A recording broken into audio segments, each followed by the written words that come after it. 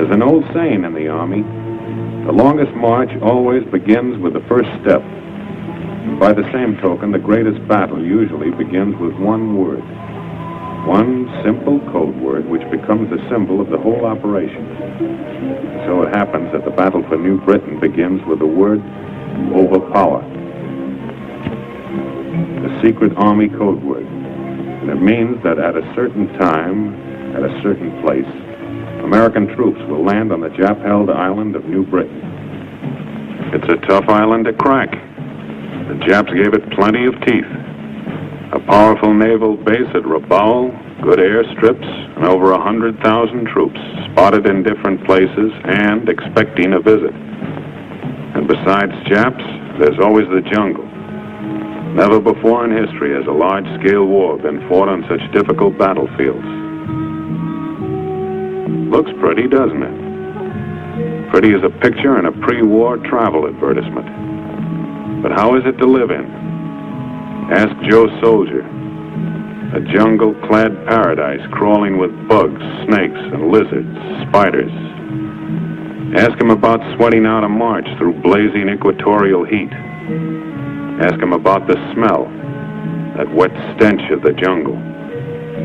Yes, and don't let him forget to mention those tropical sunsets, bringing the malarial mosquito. An attack is prepared in staging areas where the men are rehearsed for the job. Quietly, secretly, systematically, men and equipment start moving into 3 separate areas along this coast. This is done so there'll be no large concentration of troops in any one spot to tip off the plan. A task force is a miniature army, tailored for a particular job. This one consists of a regiment from Texas, a battalion of artillery and service troops, quartermasters, signal corps, engineers, and medicos. They know what this staging area means.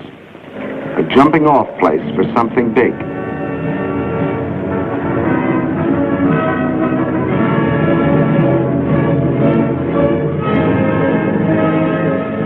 Out here, housekeeping starts from the ground up.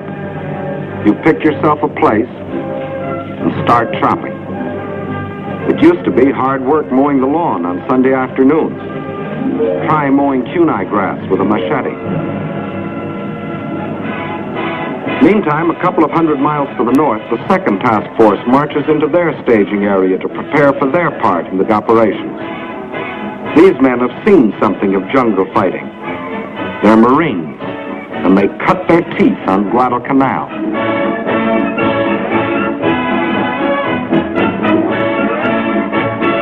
In the 3rd staging area, it's more Marines, more guns, more shells, more thorns to press into the side of Tojo's Island of New Britain.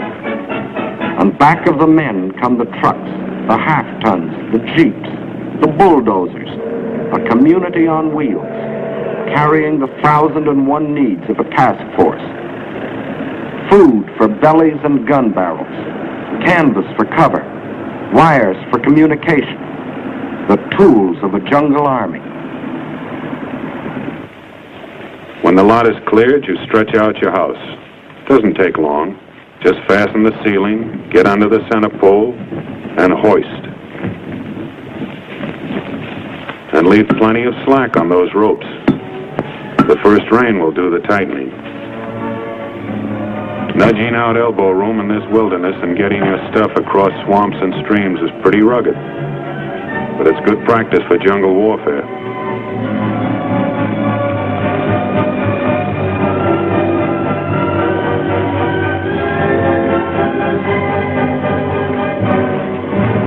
Bridges need plenty of attention. Mountain rains can swell these streams to torrents that can drown a truck. And transportation is important out here. When it comes to jungle construction, you can't beat a fuzzy wuzzy. Uncle Sam has thousands on his payroll.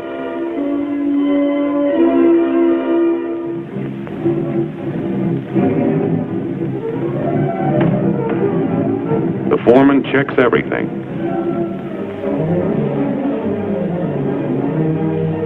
Thatched roofs keep out most of the rain, some of the heat, and none of the bugs. And don't think these builders don't know the value of money. Money will buy a pig, and a pig can be exchanged for a wife.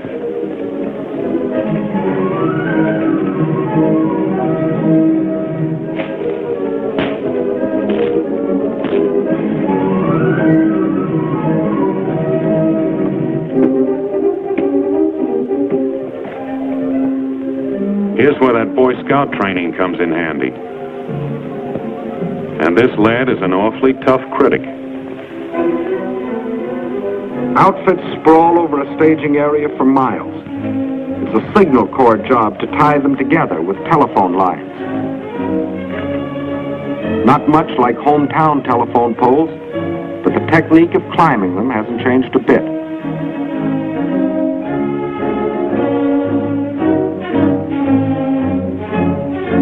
The nerves run back to the brain. This switchboard at headquarters will handle 1,000 calls a day. Orders, reports, requests, instructions to field phones out where the jungle begins.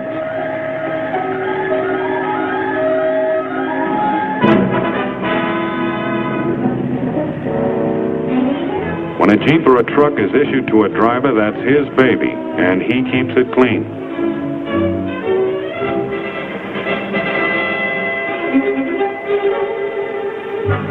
The old swimming hole, jungle style. It's the bath, shower, and laundry combined. First scrub your skin, then scrub the clothes you just took off.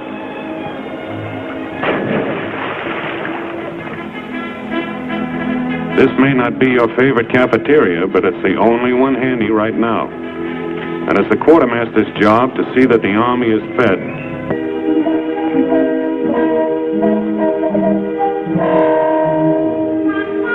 There's a mess of vitamins that'll pad your ribs, but don't get us wrong. We still like home cooking.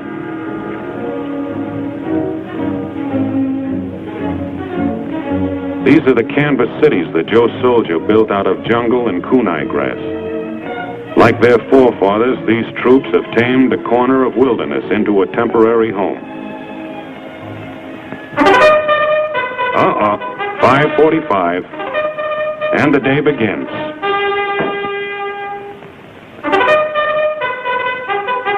The helmet makes a swell wash basin, and you can't do this with a family sink.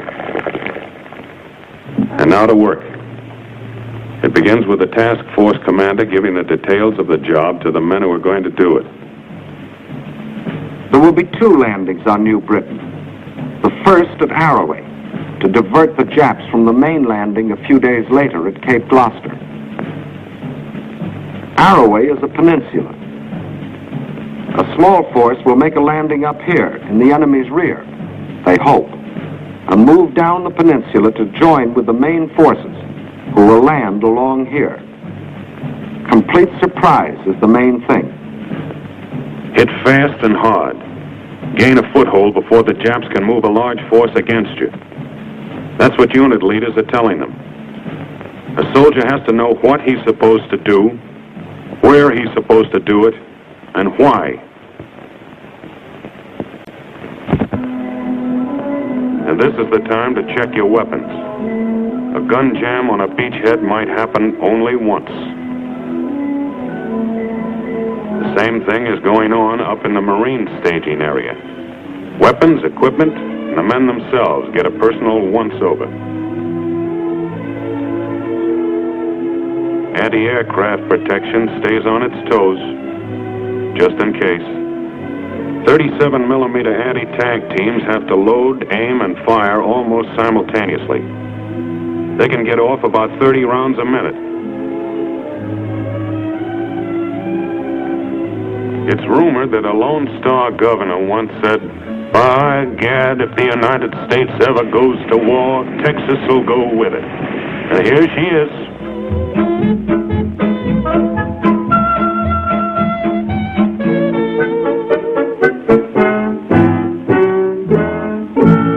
There'll be artillery, too, for knocking out Jap strong points. Sometimes it takes a flamethrower to burn out a pillbox. They work well in jungle warfare.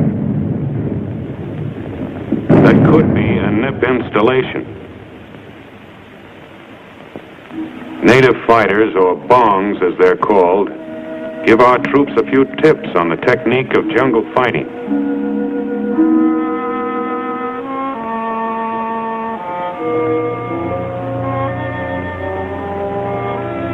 The training is carried out under simulated battle conditions. And soldier, those aren't pebbles hitting the stream. You've got to know how to fire at sounds, too. Because jungle fighters seldom see each other alive. The last stages of training begin aboard the ships that will carry the troops to their mission. This practice ends in a full-dress rehearsal.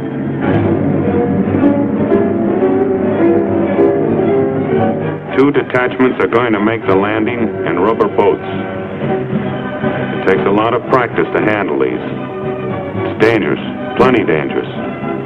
No protective armor, no more speed than your own paddle power.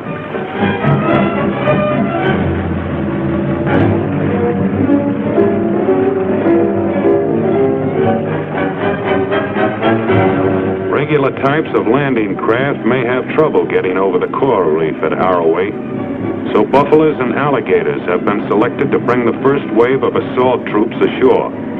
What's an alligator? It's an amphibious tank.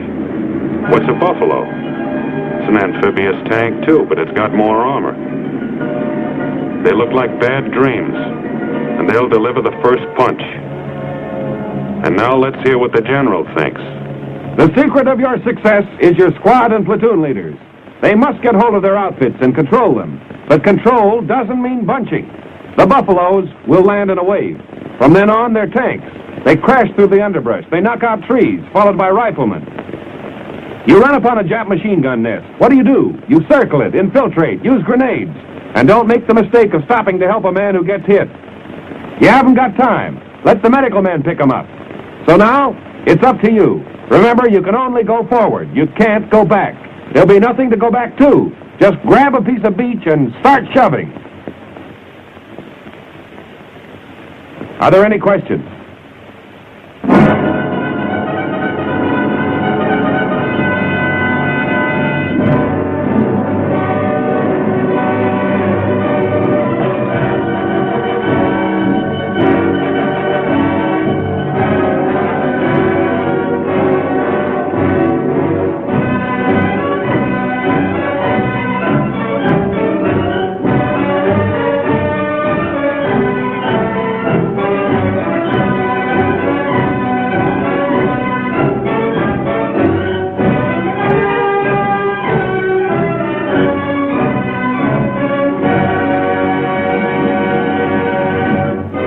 Now comes the parade of men and supplies, the loading, the checking, the counting, the packing.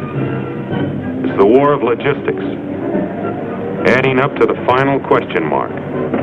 Will the troops who make the landing have what they need, where they need it, and when they need it?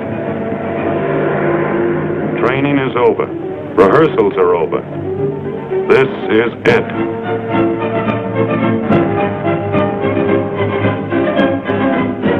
Remember, this is only one of 3 task forces, and it's going to make the landing at Arroway a few days ahead of the big staff at Gloucester.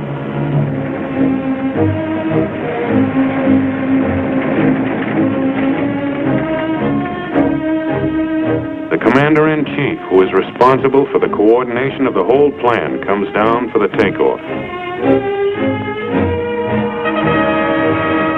General MacArthur and General Kruger on the right, commanding the 6th Army, have a last-minute chat with the task force commander. What they said is a military secret. The first assault waves are ready.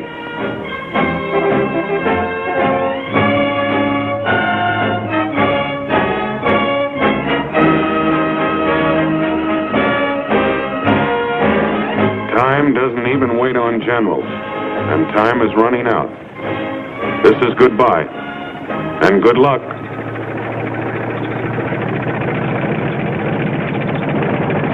There they go.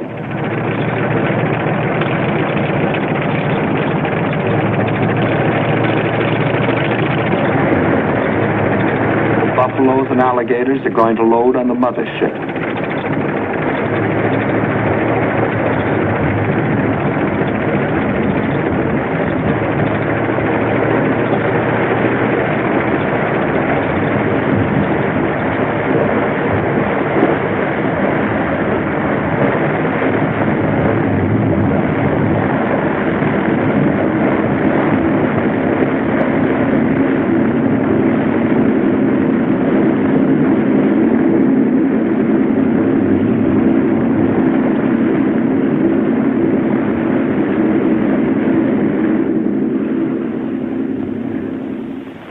Meantime, the main force loads aboard its transport. Once up the net, the landing craft that brought them will be hoisted aboard. And the rubber boat detachments move out to load on the destroyer that will carry them.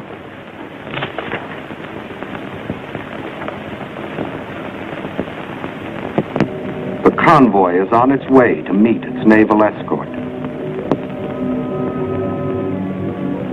This is D-Day -1. The men know that means the day before invasion.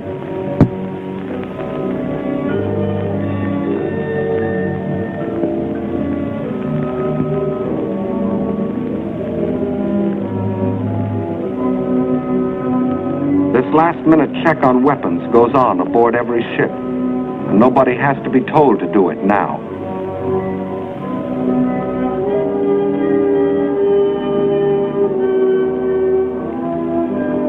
Ammunition to fight malaria. It's the daily Atabrine pill.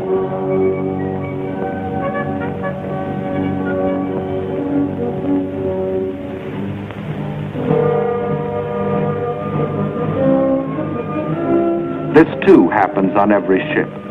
Last-minute instructions to officers and non-coms. It's called briefing. Over there fast. Whatever happens, keep contact. Message center will be in here. Get your messages back as fast as you can, of course. Keep your men dispersed. Cut out bunching. Look out for this high ground over here. You'll have to hit it from the flanks, I think. And above all, keep moving in this direction. You've all got compasses. We're at the rendezvous point. The task force commander leaves to board one of the destroyers of the escort. And now the convoy will sail through the night to Araway. Troop ships flanked by destroyers and led by minesweepers and sub-chasers. I hate to see that evening sun go down.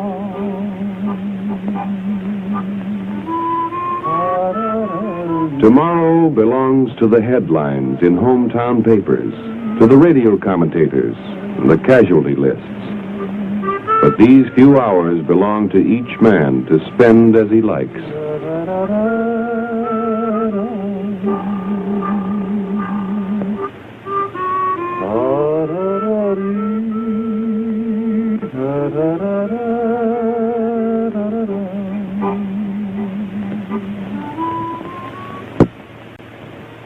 D-Day.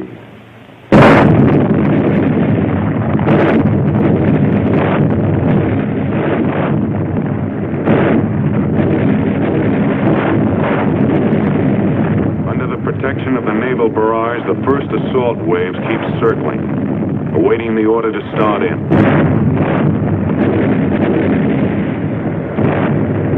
There they go.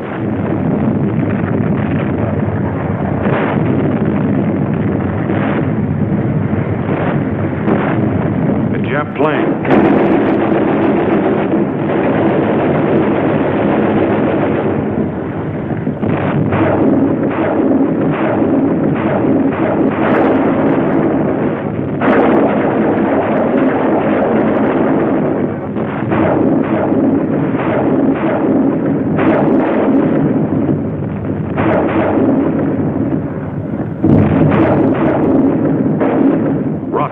packed with high explosives.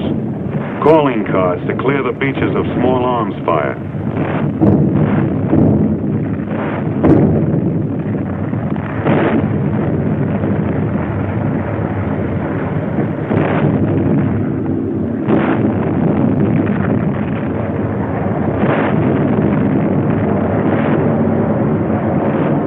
More planes coming.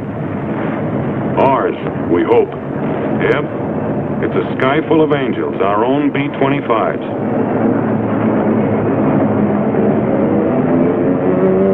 Now it's the Air Force's turn, and they know their way around. They've been softening it up for days in advance.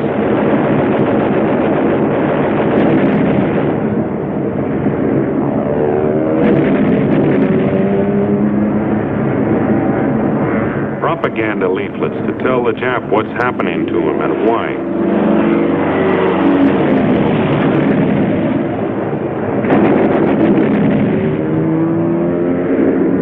The naval barrage drove most of the Japs off the beaches up on the cliff. And that's where the planes work them over. Strafing may not wipe out a ground force, but it keeps them ducking.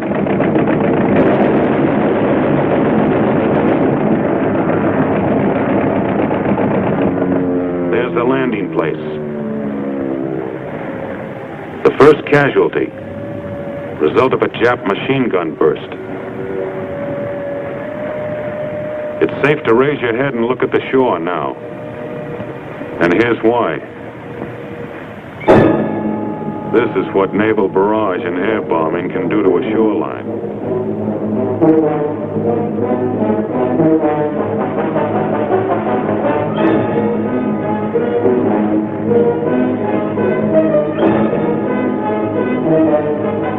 Remember, you can only go forward. You can't go back. There'll be nothing to go back to. Just grab a piece of beach and start shoving. Still a few snipers around.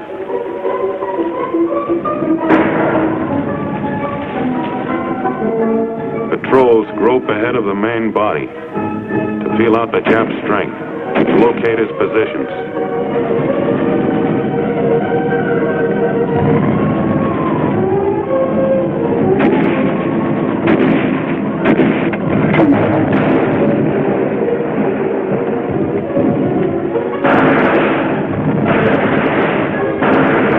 The assault troops keep advancing.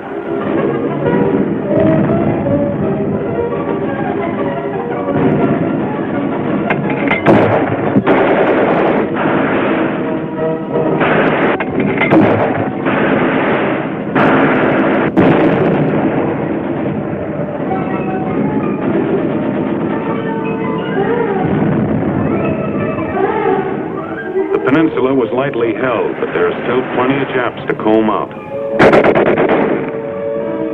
You don't see many, except this kind.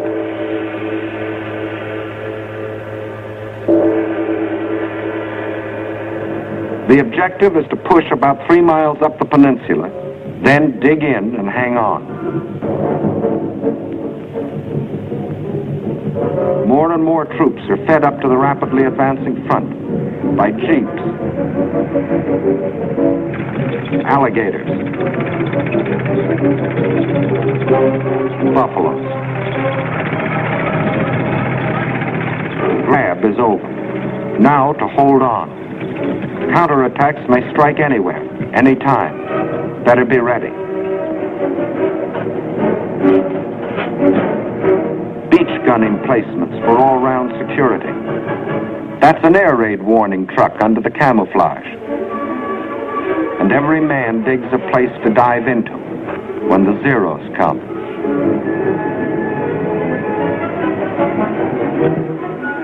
Communication keeps pace with combat. Switchboard and message center open for business.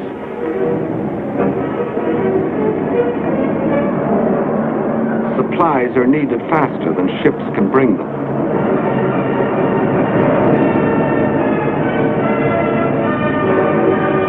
Parachute-borne ammunition coming down. But they don't always select ideal landing places. A job for the pole line crew.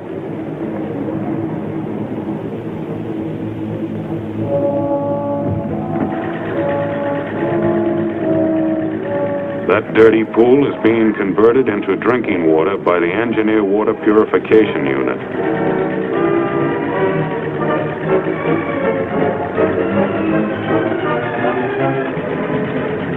Men may one day forget many things of this war, but never the taste of chlorine.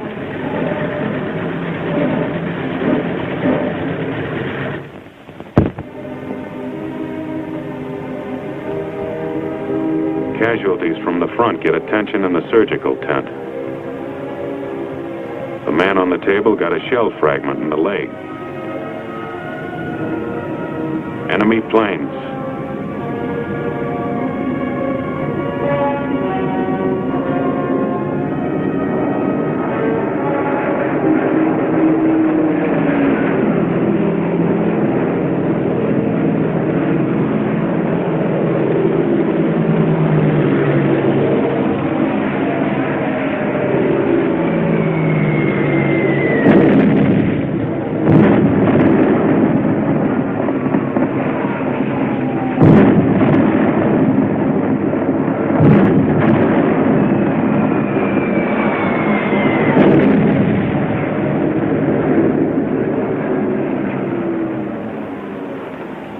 This is what's left of the surgical tent filled with wounded men after a direct hit.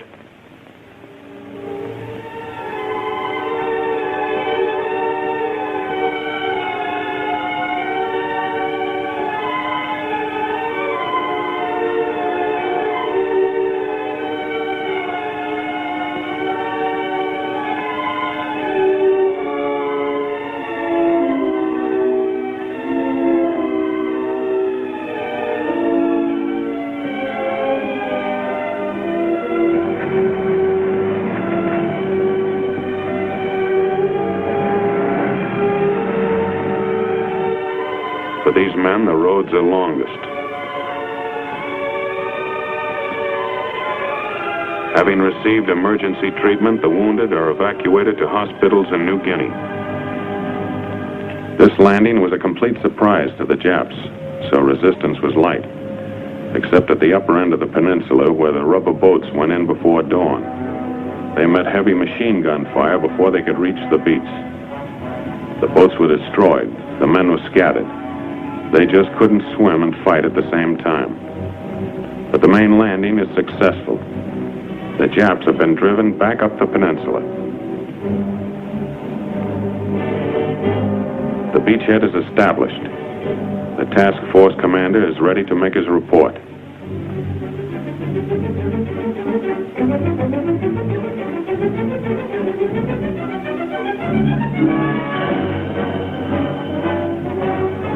And now for the main event, the landings on Cape Gloucester. Arrowey was the feint with the left. Gloucester will be the right to the jaw. Here, here, and here. The forces will capture the airstrip and converge, setting up an American stronghold on the supply line to Rabaul. In the Marine staging areas, it is Christmas Day.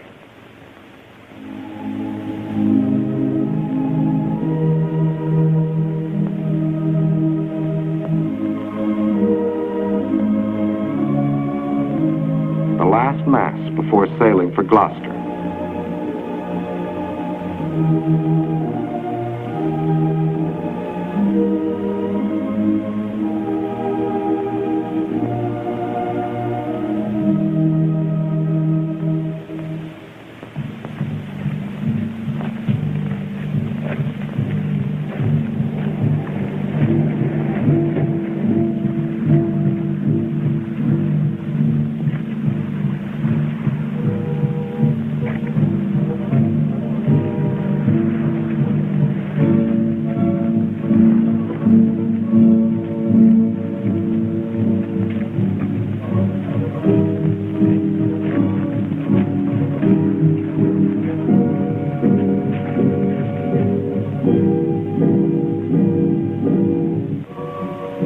Masses of men to land upon 3 separate beaches in the vicinity of Cape Gloucester.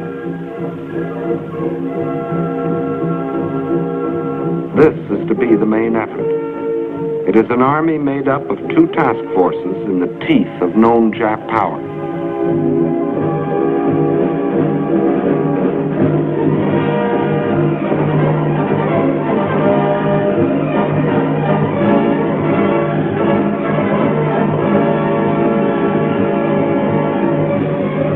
These two landings are the first stage in the neutralization and envelopment of Rabaul.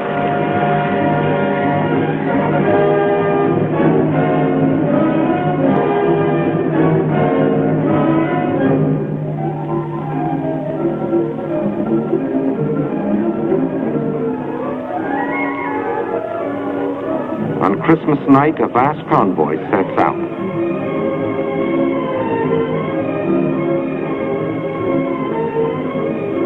Cape Gloucester, New Britain.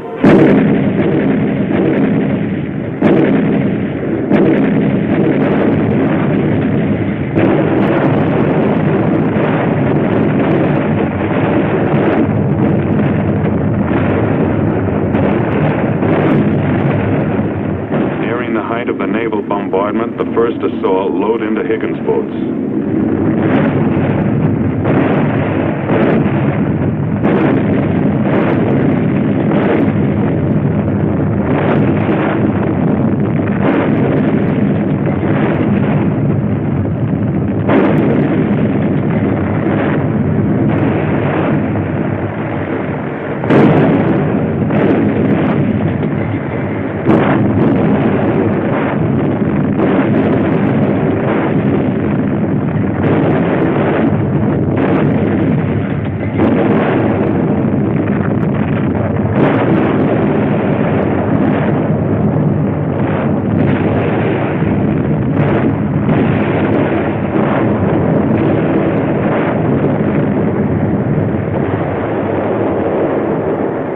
The umbrella of air protection arrives on time.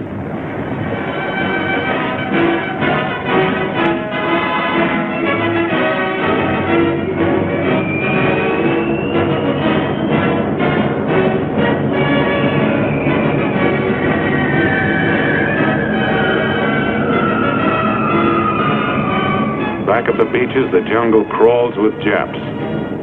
They're dug in and well fortified, but not against this.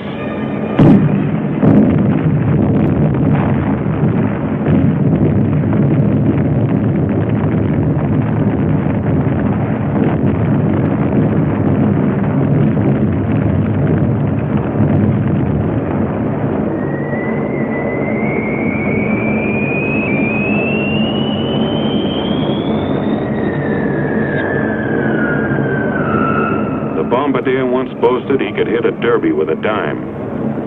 Here's where accuracy really counts.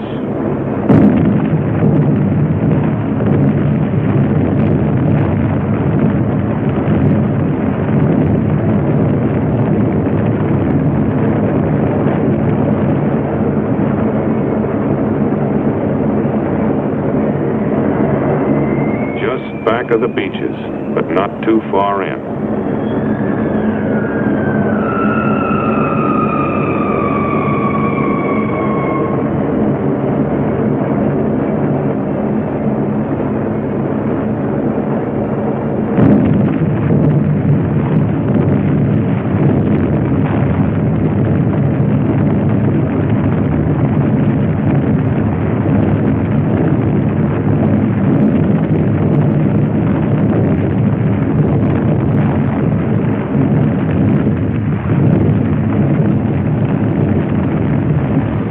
Boats keep moving in.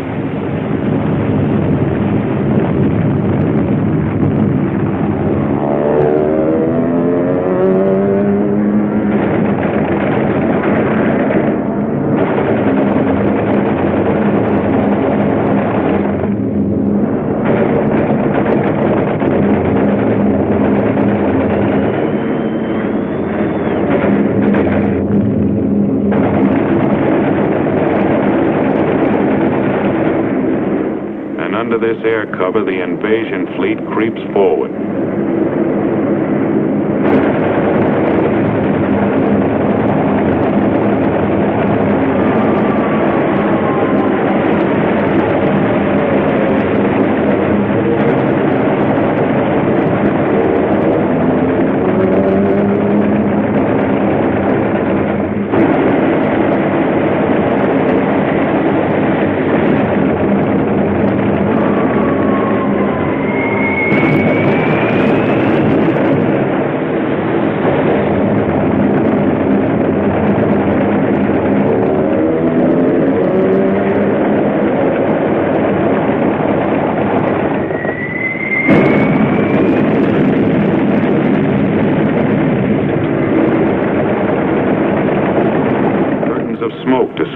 landings.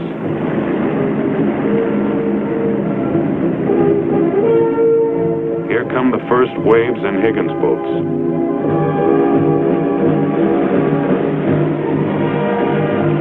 Not ghosts from Pearl Harbor, but American boys. Tom, Dick, and Johnny. The boys who used to play baseball on the vacant lot on Saturday afternoons. The youngsters that drove jalopies and sang the popular songs. You may have wondered sometimes if they'd ever amount to anything. Well, here they are, giving everything they've got. This is jungle. These assault waves are like a hand stretched out in a dark room, feeling their way. If they are stopped here, the main force landing behind them is stopped too.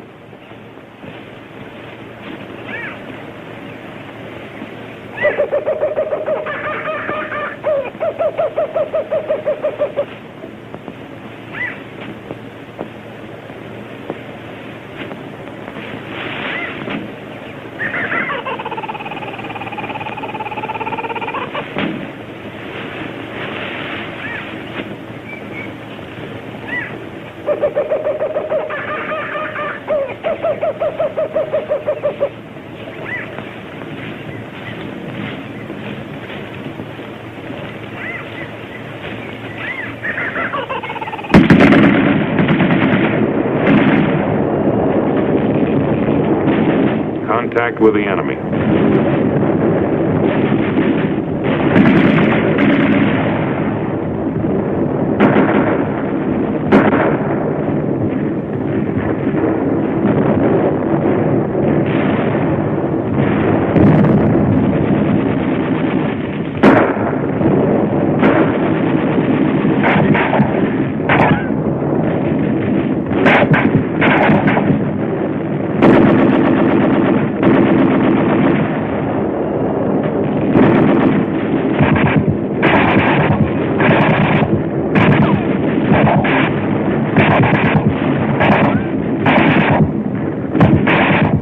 And here come the landing craft infantry, called LCIs.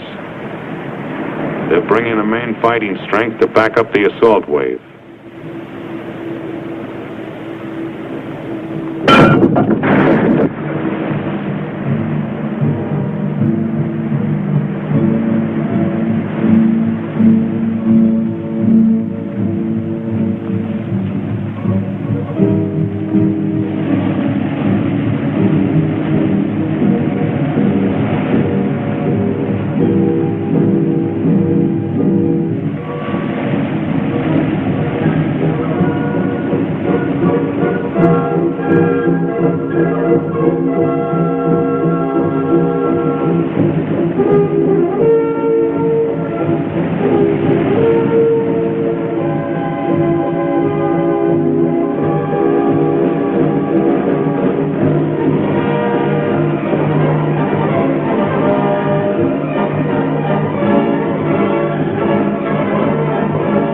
Has to be carried in the hard way. The trucks come later.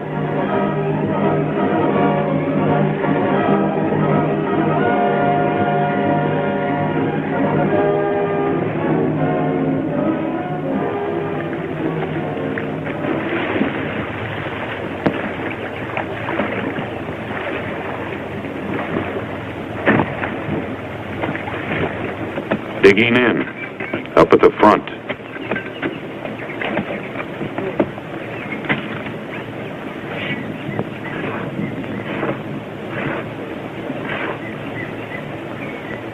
Here's a highly trained specialist. Even a Jap sniper can't camouflage his scent. Fresh troops forward.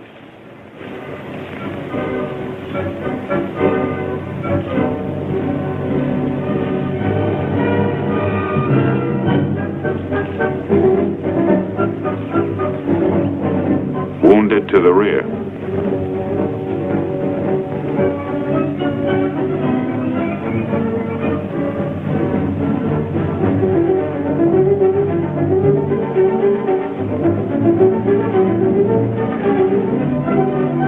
You never know what's around the next bush.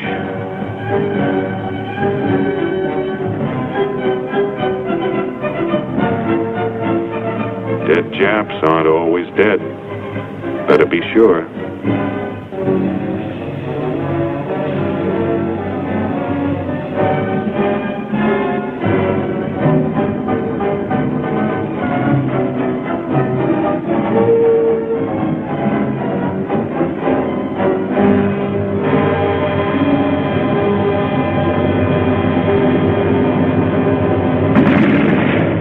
Enemy strong point.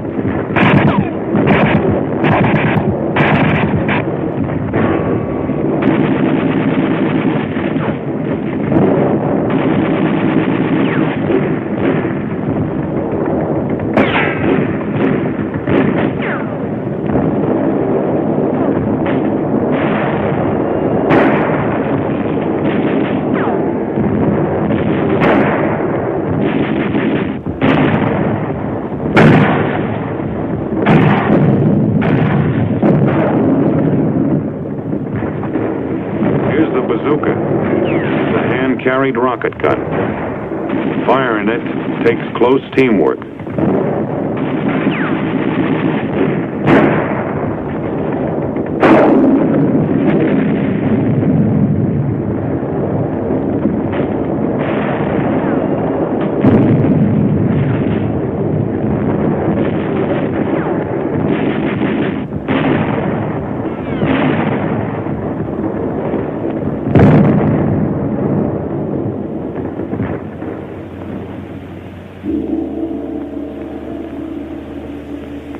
Hand grenades, mortars, bazookas, and flamethrowers did this.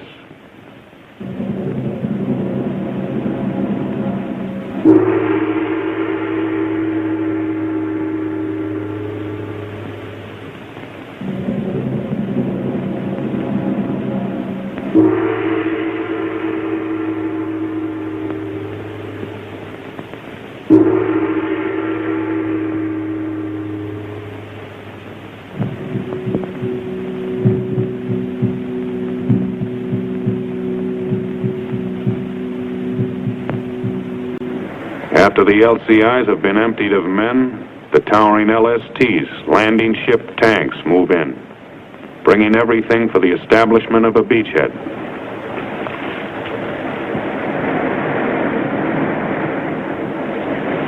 This succession of ships, all in their proper order, thousands of men and tons of supplies have but one purpose: to keep a thin line of riflemen fighting their way forward into the jungle.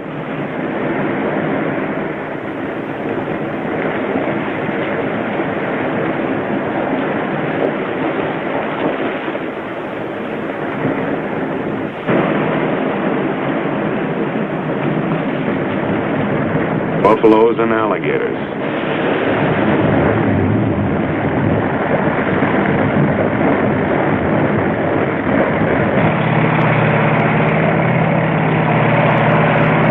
Mechanized sledgehammers, smashing holes in the jungle wall.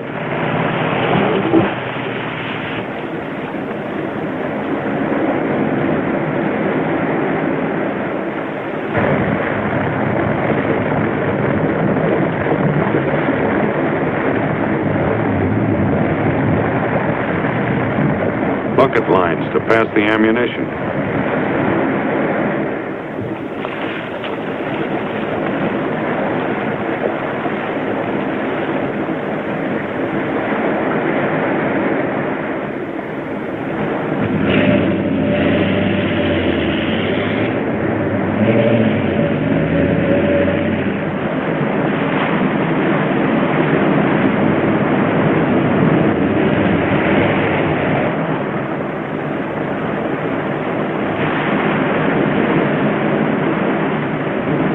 Jeeps do a lot of things, but they can't swim.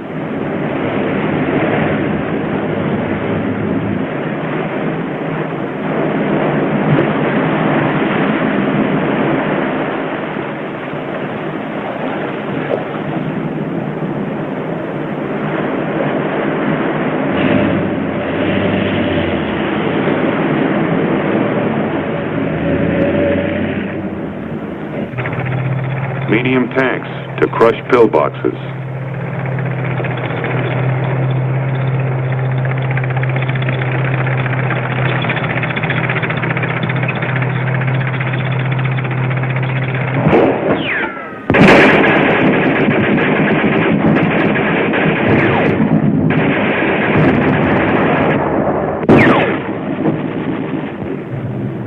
An hour or two later, the trucks roll in.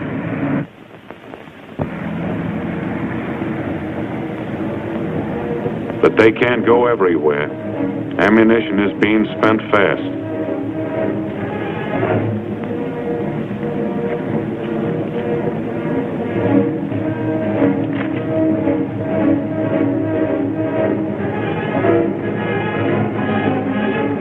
For every finger squeezing a trigger, there are 100 others pulling, hauling, and carrying. It's all part of the same job.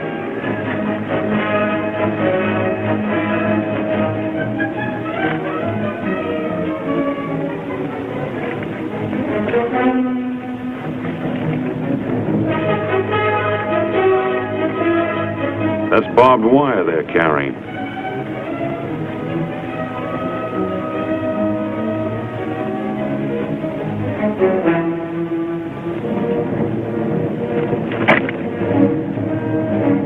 As soon as there's any place to phone to, there's a telephone line to do it.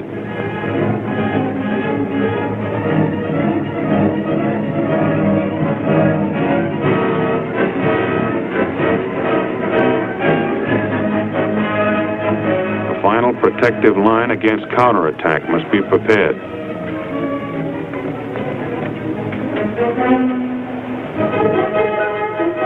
You may be hit from anywhere, anytime. From the flanks, or from the rear, or from the air.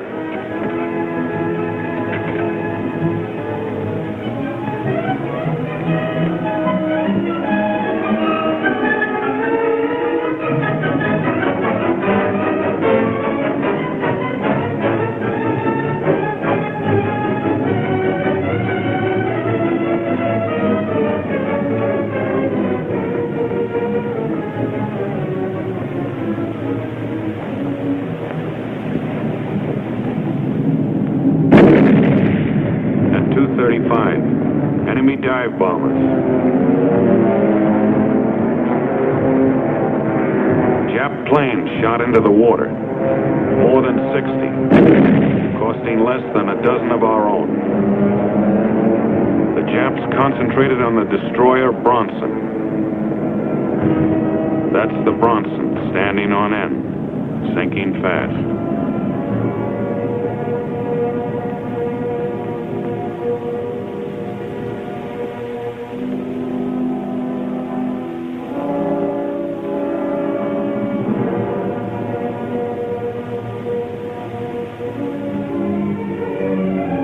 But among the floating wreckage are survivors.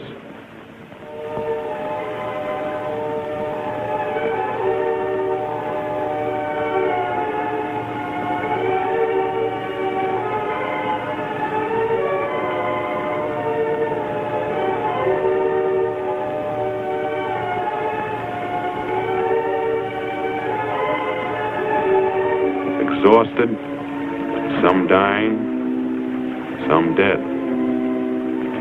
Some with clothes blown off by the concussion of bombs.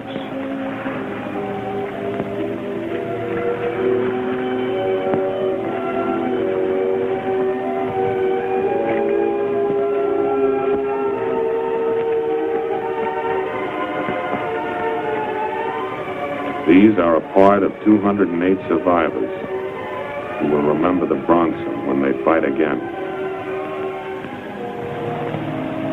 Back at Gloucester, it had begun to rain.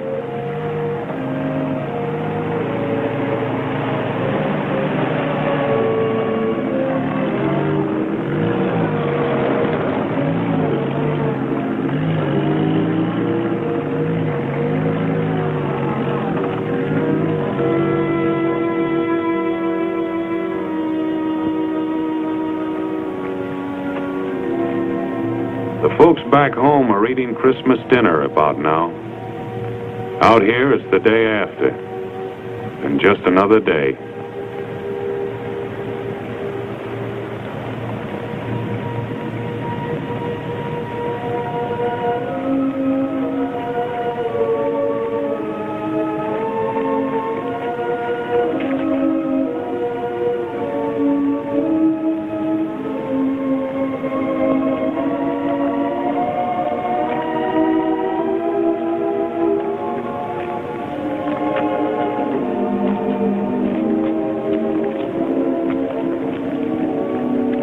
Just one more enemy. Mud.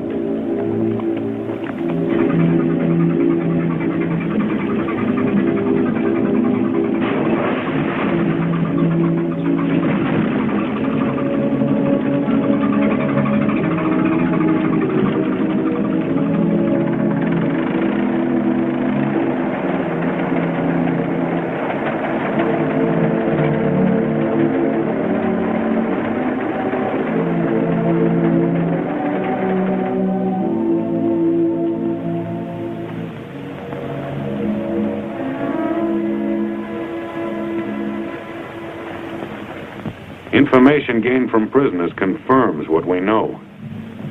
The advance is nearing its main objective.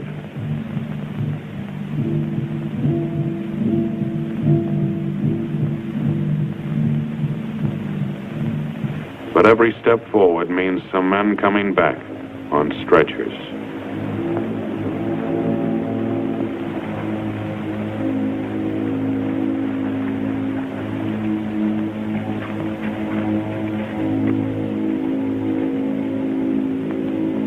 Sometimes it takes too long for the stretchers to arrive.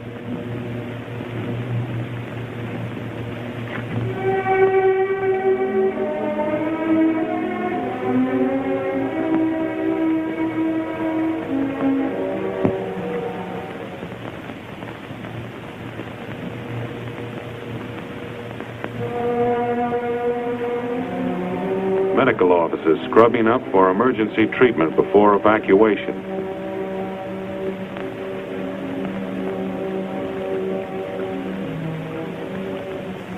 The country doctor, the city surgeon, working together 25 hours out of the 24.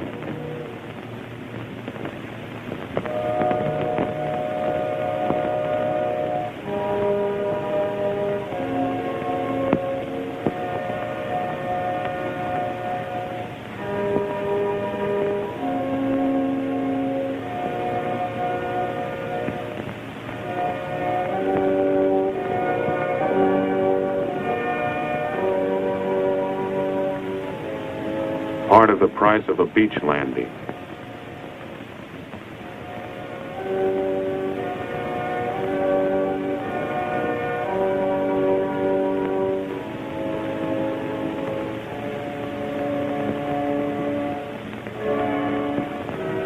Yes, it's a wounded Jap, receiving decent treatment and a cigarette.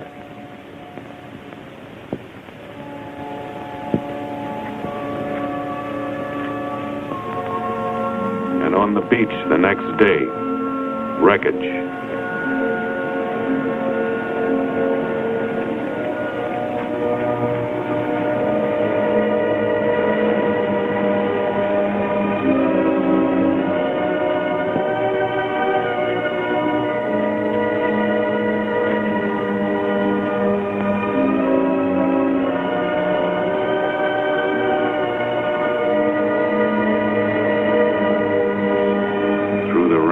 Darkness of enemy waters, they're going back to hospitals in rare areas.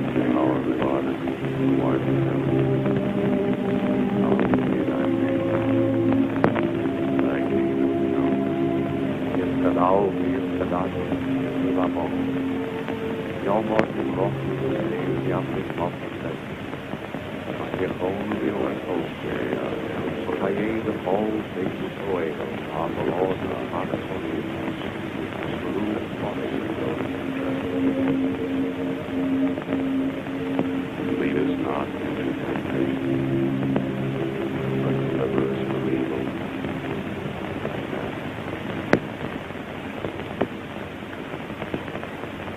Fire!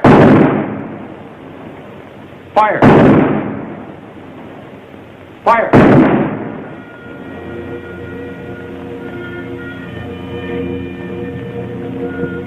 One day of American living, bought and paid for.